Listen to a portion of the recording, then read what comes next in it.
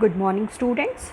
In the last class, we have started a topic that is internal trade. Okay, so in this topic, we have studied what is the meaning of the internal trade, what are the main features of the internal trade. Internal trade means simply buying and selling of goods and services within the geographical boundary. Okay, it is called the internal trade, and we have studied the different features of the internal trade. The first one is the buying and selling of goods and services takes place within a country. ठीक है, within a country ही सारे जो भी goods and services का selling and purchasing होता है. The payment are made and received in the home currency only. Whatever the payment which is made as well as received, it is in the home currency, means Indian rupee. Next one is there are no or very few formalities to be completed by the traders. Okay, so trader have to complete a very few or no formalities when he or she is doing the internal trade.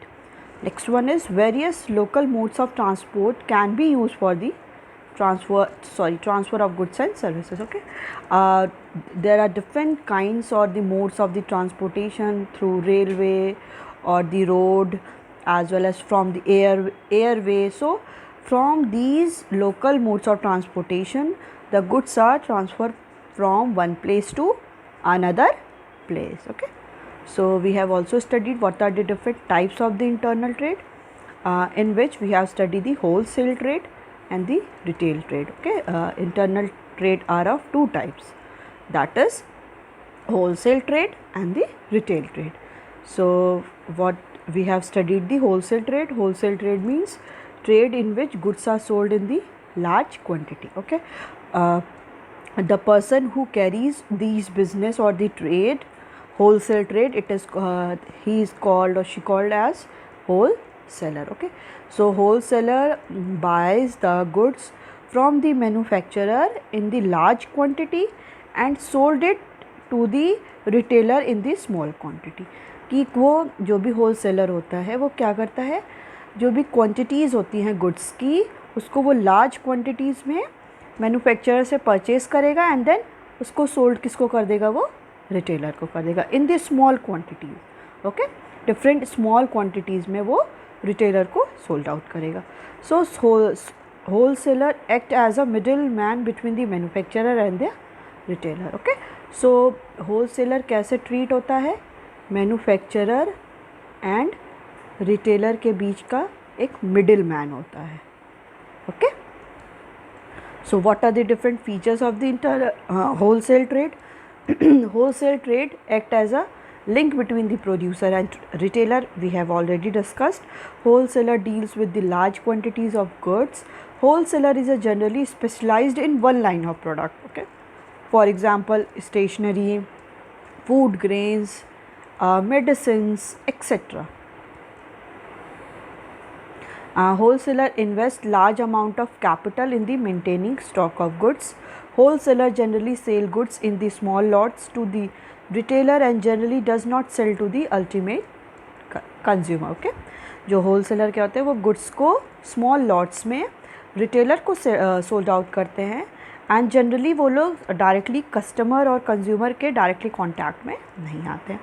So the margin of profit of the wholesaler is low. जो profit का margin होता है wholesaler का वो क्या होता है, बहुत ही लो होता है.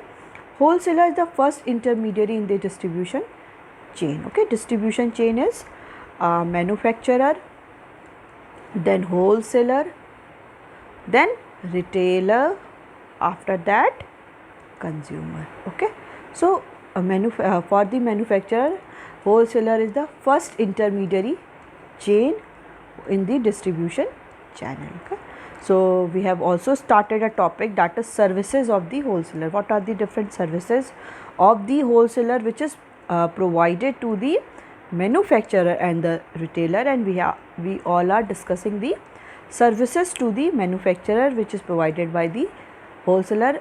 As we already discussed, the facilitate large scale production and economies of scale, help in marketing function and expert advice. Okay, till here we have already discussed So in today's class we are going to start with the fourth services to the manufacturer, that is storage.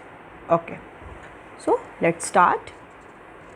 Wholesaler provide facility of the storage of goods by buying the goods in bulk. They relieve the manufacturer from maintaining the stock of goods. Wholesaler take the complete responsibility of storage of goods and bear the risk of theft or spoilage, etc. Okay, wholesaler provide facility of storage of goods. Okay, wholesaler क्या होता है, वो provide क्या करता है, facility of storage of goods, कि goods को storage में रखने का मतलब जो स्टोरेज होता है, वेयर हाउसेज होता है, कोल्ड स्टोरेज होता है, उसको क्या है वो फैसिलिटी प्रोवाइड करता है by buying the goods in bulk.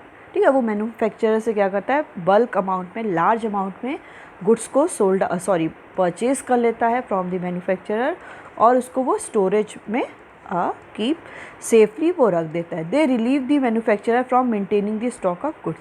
ठीक है, वो मैन्युफैक्चरर जो है, जो कमोडिटी को मैन्युफैक्चर कर रहा है, उसको एक रिलीफ प्रोवाइड करता है for maintaining the stock of goods, कि अब होलसेलर को क्या करना है, वही क्या करेगा, सारा स्टॉक ऑफ गुड्स को मेंटेन करेगा.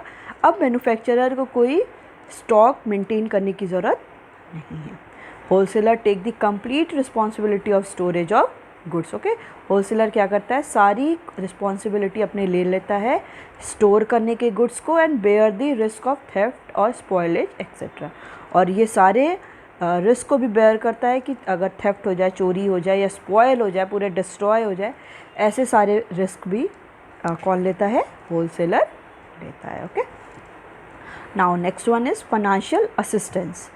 Wholesaler provides financial support to the manufacturer by the buying the goods for the cash.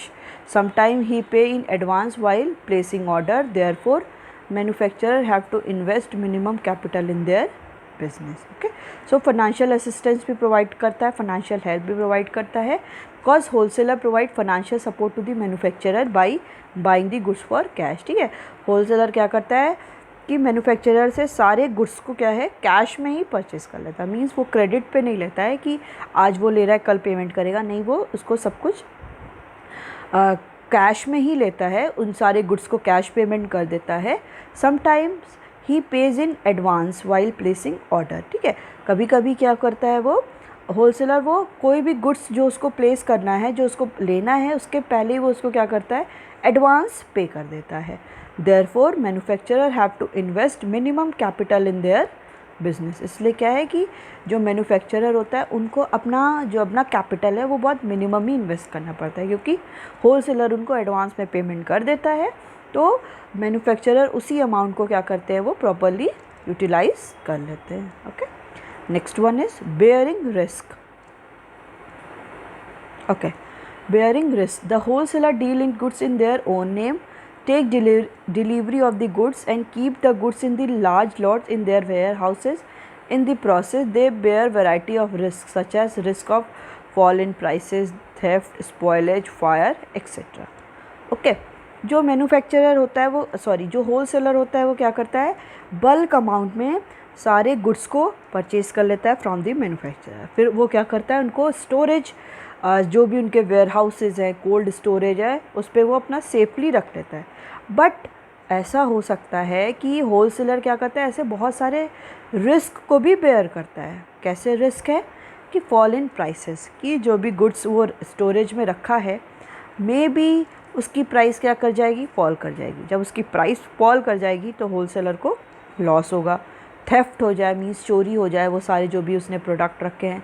Spoilage means सारे जो प्रोडक्ट हैं वो क्या हो जाए, स्पॉयल हो जाए, डिस्ट्रॉय हो जाए, एज वेल एज फायर लग जाए. अगर वहाँ पे जहाँ पे स्टोरेज फैसिलिटी है, वेयर हाउसेज है, वहाँ पे अगर फायर लग गई तो क्या हो जाएगा, पूरा इसका वेस्ट हो जाएगा. मतलब इसलिए क्या है, होलसेलर बहुत ज़्यादा रिस्क को भी बेयर करता है ओनली फॉर दी मैन्युफैक्चरर. ठीक है, ये सारी फैसिलिटीज़ अभी देखिए, मैन्युफैक्चरर तो कमोडिटी प्रोड्यूस कर दिया, अब वो क्या कर दिया, होलसेलर उसे सारा परचेज़ कर लिया. अब इसकी पूरी रिस्पॉन्सिबिलिटी अब किस पे है, होलसेलर पे. तो ऐसी सर्विसेज भी क्या करता है, होलसेलर प्रोवाइड करता है to the manufacturer. Manufacturer. Okay, so wholesaler deals in goods in their own name. Okay, wholesaler क्या करता है, ये सारे गुड्स को अपने नेम पे लेता है, मतलब परचेज कर लेता है. And take delivery of goods, ठीक है, उन सारे गुड्स की डिलीवरी करता है. And keep the goods in large lots, ठीक है, उन सारे गुड्स जो भी वो लेता है उनको लार्ज लॉट्स होता है जो, उसको अपने पास रखता है इन देयर वेयर हाउसेज, अपने जो भी वेयर हाउसेज होते हैं जहाँ पे स्टोरेज फैसिलिटी है वहाँ पे वो रखता है. इन दिस प्रोसेस, इस प्रोसेस में they bear variety of risk, वो बहुत सारे रिस्क भी जो है उसको भी बेयर करते हैं. Such as risk of fall in prices, कि प्राइस क्या है फॉल कर जाए, थेफ्ट हो गया, spoilage, fire etcetera. Okay, so wholesaler also bear the too much risk for the manufacturer also. So next one is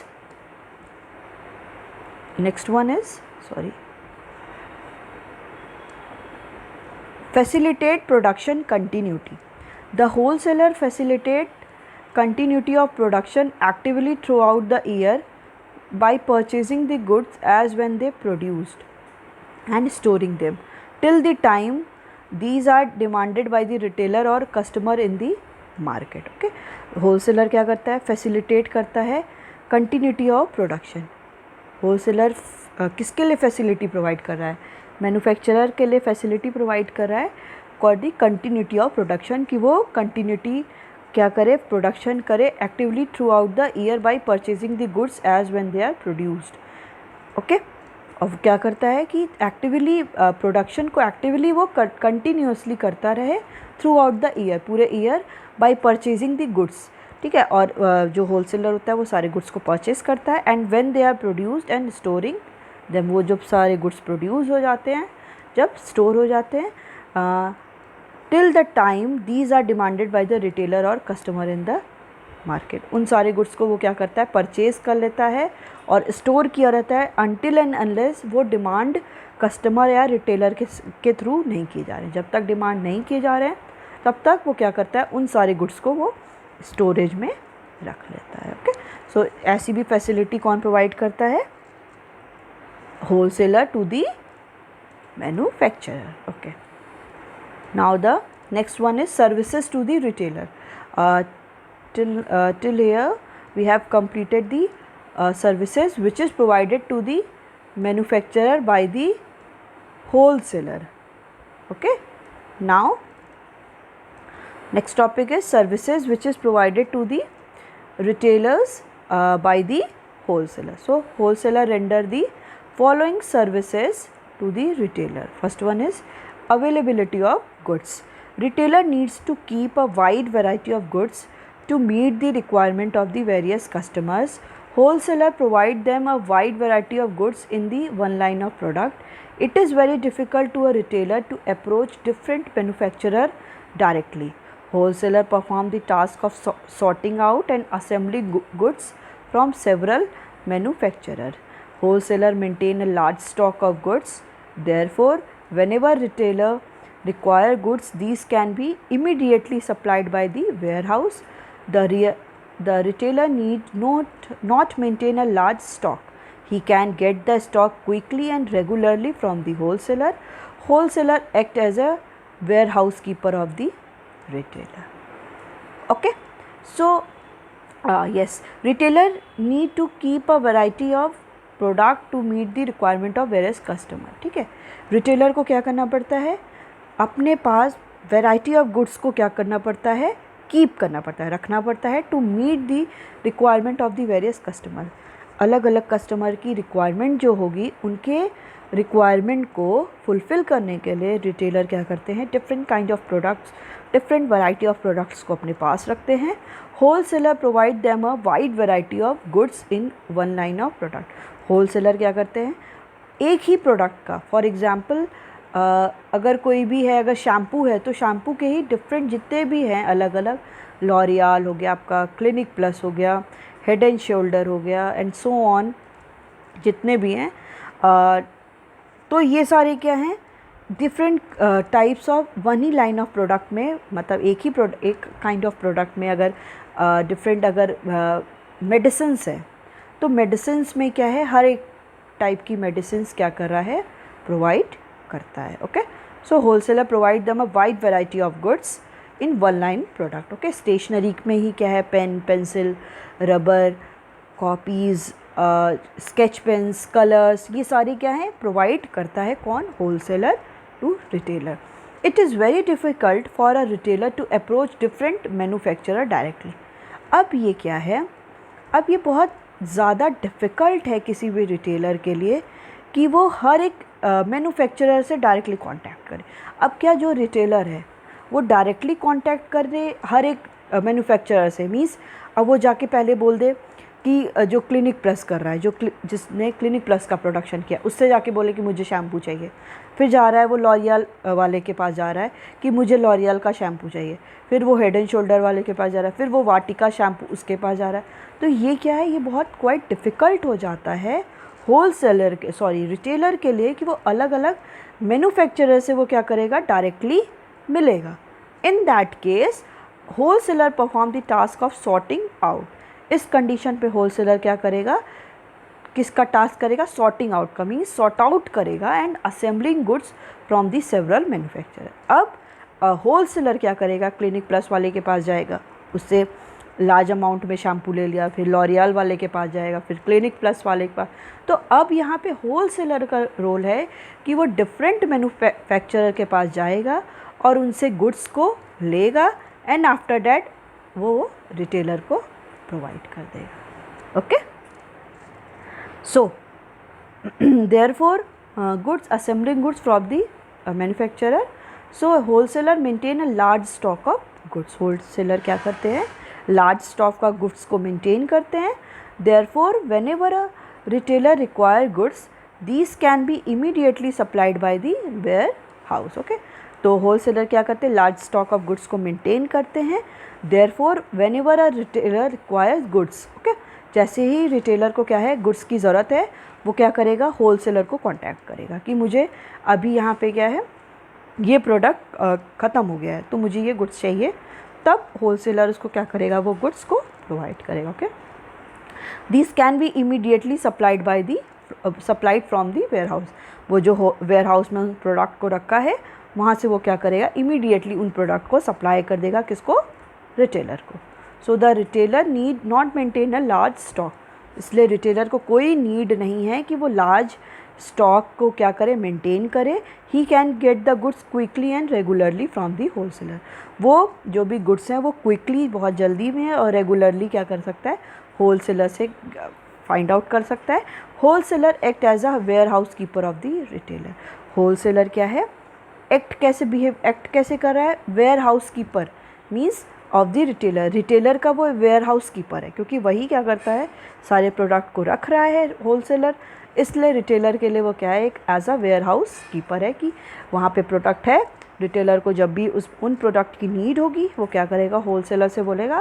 then wholesaler अपने ware house से उन गुड्स को ले आके रिटेलर को दे देगा. Okay, so it is the availability of the goods. Next one is grant of credit. Wholesaler sells goods to the retailer on credit. Therefore, retailer need not to maintain large working capital. They can make payment after receiving the payment from the customer. Okay? Wholesaler क्या करता है, sell goods को retailer on credit पे करता है, means payment अभी ना करके बाद में करते हैं. So therefore retailer need not to maintain large working capital. इसलिए जो भी डेली एक्सपेंसेस होते हैं लार्ज उसके रिटेलर्स के, उनको मेंटेन करने की उसको ज़रूरत नहीं है. They can make payment after receiving the payment from the customer. Okay, वो क्या कर सकता है, जो रिटेलर है वो पेमेंट क्या है आफ्टर भी कर सकता है, जब कस्टमर से उसको पेमेंट मिल जाएगा, मतलब वो अपने प्रोडक्ट को सोल्ड आउट करेगा कस्टमर को, जब उनसे उनको पेमेंट मिल जाएगा देन जो फंड मिलेगा वो क्या करेगा, वो होलसेलर को प्रोवाइड कर देगा. इसलिए जो रिटेलर्स होते हैं वो होलसेलर के थ्रू क्रेडिट पे भी परचेस करते हैं. Next one is risk sharing. Wholesaler bear the risk of change in demand, risk of damage in transit, risk of theft of spoilage in warehouse. Retailers are relieved from all such risks as wholesaler bear these risks for retailers. Retailer is saved from the risk associated with the transport or storage of goods. Okay, wholesaler क्या करता है, जो भी सारे risk है वही bear करता है। चेंज इन डिमांड, की डिमांड क्या है, चेंज हो गई किसी का, पहले वो कोई और प्रोडक्ट को लोग परचेज़ कर रहे थे, लोगों की डिमांड बहुत ज़्यादा थी, अब लोग क्या करें, किसी और प्रोडक्ट को ज़्यादा डिमांड कर रहे हैं। तो ये अगर डिमांड में चेंज हो गई तो हो सकता है कि पहले लोग बहुत ज़्यादा डेयरी मिल्क को डिमांड कर रहे थे, तो वो होलसेलर ने क्या किया, अपने पास डेयरी मिल्क का बहुत ज़्यादा स्टोरेज रख लिया, ठीक है, बहुत सारा लॉट्स रख लिया। बट अब लोगों की डिमांड चेंज होके वो शिफ्ट हो गई किस पे, फ्यूज़ पे हो गई। अब फ्यूज़ पे हो गई तो उसकी डिमांड चेंज, लोगों की कस्टमर की डिमांड चेंज होने पे उसको लॉस हो रहा है, क्योंकि वो तो अपने पास इतना रख लिया था। तो इसलिए क्या होता है, होलसेलर क्या करता है, बहुत ज़्यादा रिस्क को भी बेयर करता है, risk of damage in transit, और जो भी डैमेज हो रहा है, ट्रांजिट हो रहा है, मींस गुड्स यहाँ से दूसरी जगह पे शिफ्ट हो रहे हैं, मूव हो रहे हैं, तो उसमें जो भी डैमेज होगा वो भी बेयर करता है। रिस्क ऑफ थेफ्ट का भी बेयर करता है। स्पॉयलेज इन वेयर हाउसिंग, कि वेयर हाउस पे रखा है और स्पॉयल हो गया, मींस अगर बारिश हो गई, उसके बारिश का कुछ ड्रॉपलेट्स या पानी आ गया, उससे वो कोई भी प्रोडक्ट ख़राब हो सकता है, या उसमें वेयर हाउस में माउस हो गया, तो उनकी वजह से क्या है, प्रोडक्ट हमारा स्पॉयल हो सकता है होलसेलर का। तो ऐसे रिस्क क्या करता है, होलसेलर बेयर करता है। Retailers are relieved from all such risk, जो भी रिटेलर है, ठीक है, रिटेलर वो सारे रिस्क से फ्री होता है, क्योंकि सारी रिस्पॉन्सिबिलिटी अब होलसेलर की, क्योंकि वही क्या करता है, बल्क अमाउंट में गुड्स को परचेस करता है। Wholesaler bear these risk for the retailer, ठीक है, होलसेलर क्या करता है, इस सारे रिस्क को बेयर करता है for the retailers. Retailers is save from the risk associated with the transport और storage of goods. Okay, retailer क्या है, रिटेलर सेव्ड है फ्रॉम द रिस्क, सारे रिस्क से, एसोसिएटेड विद द ट्रांसपोर्ट, जो भी ट्रांसपोर्ट से रिलेटेड हैं, as well as storage of goods, की स्टोरेज फैसिलिटी भी वेयर होलसेलर ही प्रोवाइड करेगा, और जो भी गुड्स को स्टोर करना है वो भी किसके थ्रू होगा, होलसेलर को। तो ये सारी रिटेलर्स की कोई भी रिस्पॉन्सिबिलिटी नहीं है कि गुड्स कैसे आएंगे और गुड्स कहाँ पे रखे जाएंगे। Okay, so these all are services, these some services are which is provided by the wholesaler to the retailer. Next one is specialized knowledge. Wholesaler has direct link with the manufacturer, so he comes to know about the latest technology used by the manufacturer and also about the new product produced.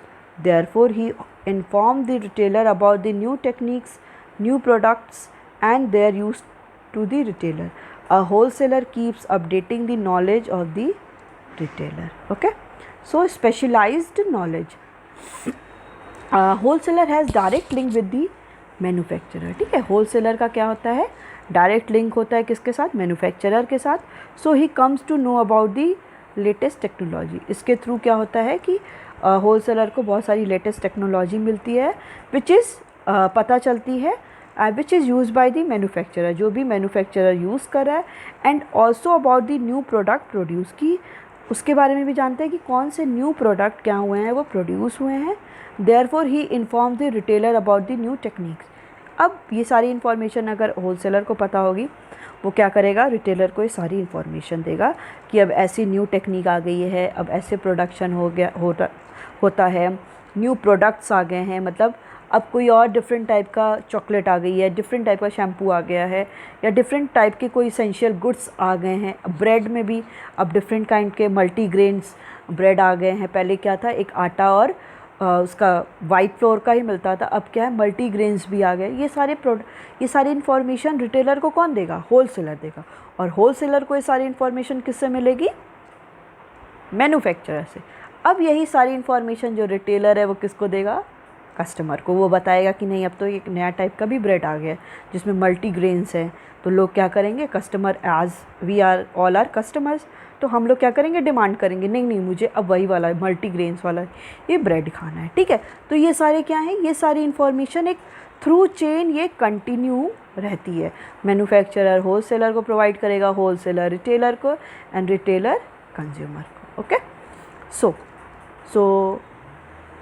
so he informed the retailer about the new techniques, जो techniques है, new product and their use to the retailer, ठीक है। उसके use को कैसे, उसको कैसे हम लोग हैंडल करेंगे, कैसे यूज़ करेंगे, ये सारी इन्फॉर्मेशन होलसेलर रिटेलर को देता है। And wholesaler keep updating the knowledge of the retailer, और जो होलसेलर है वो जो नॉलेज है रिटेलर का वो उसको अपडेट करता रहता है कि हाँ अब ऐसे चेंजेस आ रहे हैं, अब ऐसा डेवलपमेंट हो रहा है, अब ये टाइप की टेक्नोलॉजी यूज़ हो रही है। Okay, these all kind of information is provided by the wholesaler to the retailer. Okay, next one is marketing support. Wholesaler advertise the brands and the goods kept with them. Such publicity helps the retailer also to increase his sales. Generally wholesaler do publicity by the distributing pamphlet, banners, or by painting their transport vehicles, etc. This type of publicity help in increasing the sale of the local retailer. Okay, wholesaler advise the brand and goods kept with them. wholesaler क्या करता है, अपने उन सारे goods को, brand को, goods को क्या करता है, एडवर्टाइज़ करता है। एडवर्टाइज मीन्स उसको प्रचार करना, एडवर्टीजमेंट करना। Such publicity help the retailer also increases sale. अब ये सारे पब्लिसिटी क्या है, वो रिटेलर की भी हेल्प कर रही है टू इंक्रीजेज सेल, क्योंकि कस्टमर क्या करेगा, देखेगा कि अरे इस टाइप का प्रोडक्ट आया है। हम लोग देखते हैं ना डिफरेंट, कहीं कहीं बहुत सारे बड़े बड़े बैनर्स लगे होते हैं, या घर पे कभी कभी पैम्पलेट आता है जिसमें ये पता चलता है ये शॉप ओपन हुई है, इसमें ये ऐसी ऐसी फैसिलिटी है। तो इससे क्या हो रहा है, रिटेलर का भी अर्निंग ज़्यादा होगा ना, कि वो कहेगा उसको लगेगा कि अब लोग कस्टमर हमारे यहाँ आएंगे, तो इससे रिटेलर का भी होता है। और होलसेलर ये सारी एडवर्टीज़मेंट करता है to increase their sales. So generally wholesaler do publicity by distributing pamphlet, ठीक है। जनरली होलसेलर अपनी पब्लिसिटी कैसे करते हैं, पैम्पलेट्स देते हैं जो पेपर में रिटन होता है ना, ऐसे आता है जिसमें फ्री और सम काइंड की ये शॉप यहाँ पे खुली है, ये सारी इसमें फीचर्स हैं, ऐसे ऐसे जो पैम्पलेट्स आते हैं पेपर में रिटन टाइप के।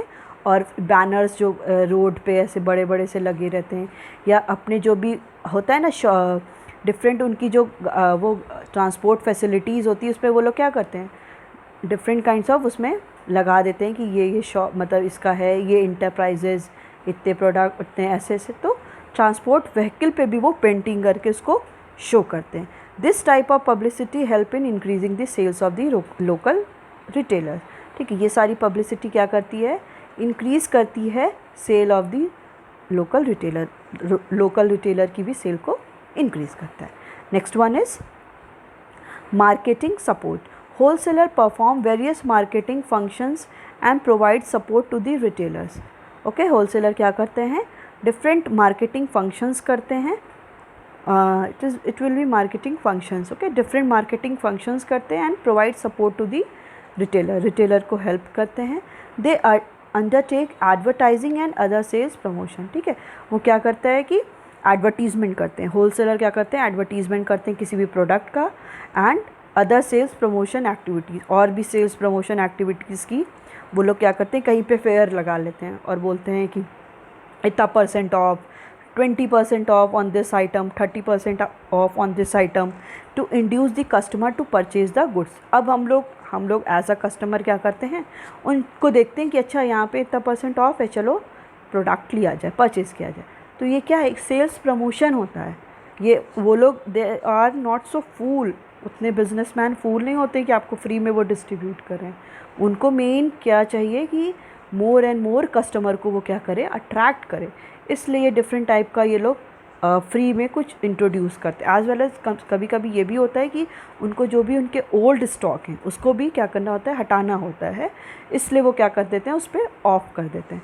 तो हम लोग क्या करते हैं, ऑफ देख के अरे 50% ऑफ है, लेवाइस पे 50% ऑफ है, 80% ऑफ है, तो अट्रैक्ट होके हम क्या करेंगे, परचेज़ करेंगे। अब 5000 और 6000 की कोई जीन्स लेने जाएगा, 50% 3000 अगर दे रहा है, तो ये सब क्या है, एक मार्केटिंग स्ट्रैटेजीज़ होती है जो सारे बिजनेसमैन अप्लाई करते हैं। Okay, the retailer are benefited as it help them in increasing the demand for the new product, ठीक है। जो रिटेलर्स हैं वो क्या है, वो बेनिफिट होता है, इनको बेनिफिटेड होते हैं as it help them in increasing the demand for the various new product, okay, क्योंकि वो जो डिफरेंट काइंड ऑफ प्रोडक्ट की डिमांड को वो इंक्रीज़ भी करते हैं. Now the last one of services to retailer is economies of scale. Wholesaler buys the goods in large quantity, so he gets a big discount from manufacturer. They share this discount with retailers by supplying the goods and low profit margin.